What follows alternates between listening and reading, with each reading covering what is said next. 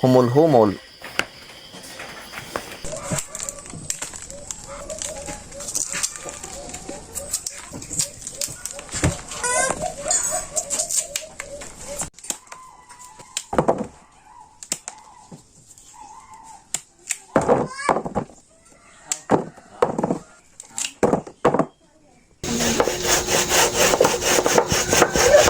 Kamuting kahoy na puto mga ka-farm.